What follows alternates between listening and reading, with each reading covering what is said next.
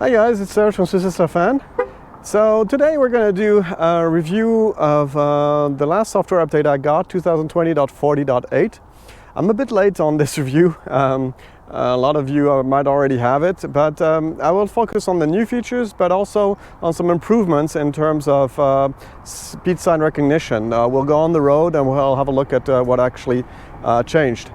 So what we're going to do is we'll use the exact same route as I used in my previous video, and we'll see how things have improved or gotten worse. But I think things have gotten better basically. All right, let's get inside, look at the release notes, and then let's get on the road after that. Before I forget, don't forget to subscribe and hit the notification bell to get notified when I release my next video. And of course, if you like this video, make sure to put a thumbs up. Always appreciate it. Okay, let's have a look at the release notes. So basically, what's new is the priority Bluetooth device.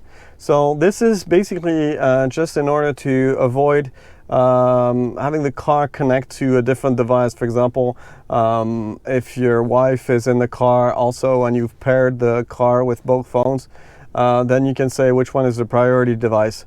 The second feature, it looks like nothing, but it's really useful. So basically it says protect the valuables of the glove box with a 4-digit PIN, and it explains to you how to do it. So I'll talk about that afterwards, but first we're going to look at the priority Bluetooth device. So basically what you do here is you go to the Bluetooth button up here, and then you turn this on. So this is my phone, and I'm just going to say car will attempt to connect to priority device before others. So we're just going to turn that on. And now basically it will always try to connect to my phone before anything else. Okay, so now we can get out of that. Now let's go to the safety and security. And here we will have the new option. So the glove box pin here. So basically, when should you use this? So this can be very useful. For example, what I would use it for is when I'm having the car serviced and I want to leave stuff in the glove box, but I don't want people to have access to it. Now, why wouldn't I use just valid mode? Valid mode actually restricts the car a lot. So when you're having it serviced, they don't usually like it to be in valid mode because they can't access a lot of the features of the car. So just putting a pin glove box makes it easy to just protect the glove box, and so that you can't access it even if you have access to the rest of the car. So this is a great example of a feature that didn't come with the car, but that was added afterwards, which is one of the best things about buying a Tesla. All right, so that's it for the changes in terms of features. We're going to look at the speed sign recognition on the road and see how it behaves.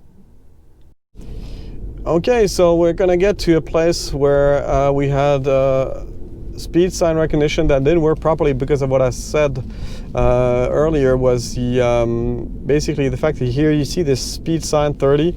We're not going on that road. We're going to take a left. But basically, I've had the issue that it would pick it up and change the speed to 30. So it hasn't. So somehow they've managed to figure out that that sign does not apply to this road, which it didn't do in the previous version. So that's a big improvement. Okay, so now we're going to take a left here, and we're going to go to another road where we had some flaws in the first version of the speed sign recognition, and we're going to see if they corrected it or not.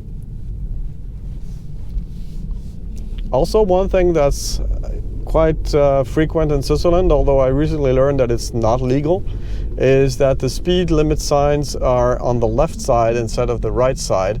I didn't know that it was actually not legal until I saw a newspaper article about it.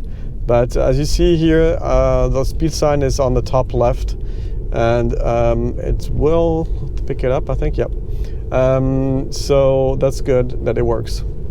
Okay, so this is the bridge where I had these signs that were recognized as 40 instead of just being signs that meant nothing else. So let's see if it picks it up as, oh yeah, that one is still recognized as a speed sign, actually even the 30. So that's not good. And what about this one?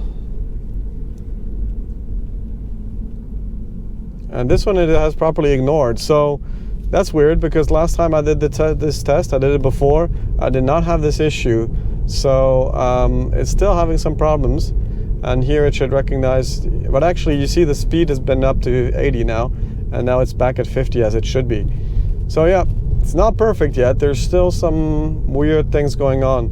And just after this curve, I also had a false positive, and we're gonna see if we get that again.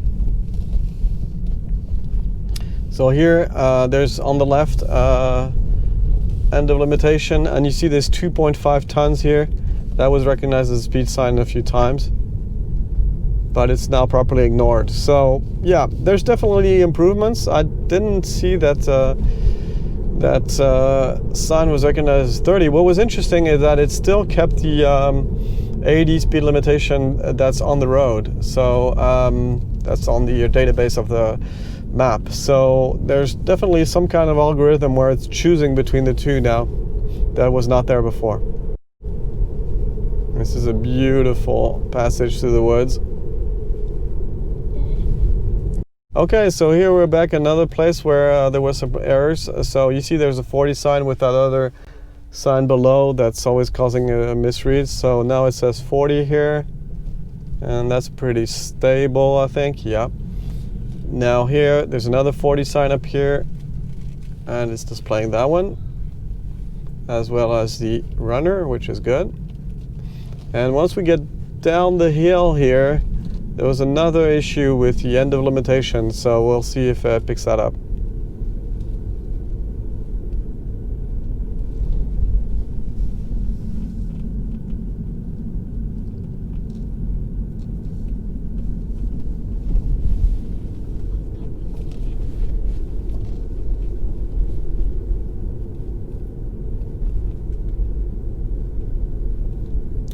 So we're almost there. Okay, so here there was a 40 sign that it's possible that didn't pick up because it was too high and too close to the road. So I'm not sure if they'll ever be able to recognize those. And so here you'll see there's another sign, a 40 sign here. And right on the other side of the road, there's the end of the limitation. So let's see if it picks all of those up. It used to miss this one on the left. And it has missed it again. Yeah, and so now you see it still thinks we're in a 40 when it's not. It's clearly an 80 zone. Now it's still not correcting it. It will correct it when I change roads here. Well, it will say that we'll go back to 80 here. So that's still an issue. Yeah, there's still some improvements to be made. I'm not sure why it's having trouble seeing that sign, because that one's reasonably clear. Okay, we've seen it was a small update, but still brought in a lot of very good improvements in terms of speed sign recognition. But there are still some problems, and these are hard problems to solve, but maybe they will. They've been pretty amazing in terms of that kind of improvements. Alright, so I hope you liked this video. If you did, make sure to put the thumbs up, and don't hesitate to use a comment to give me feedback or ask any questions.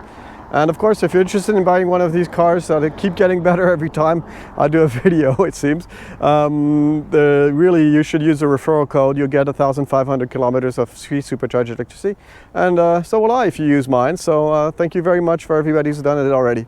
Alright, catch you in the next video. Bye bye.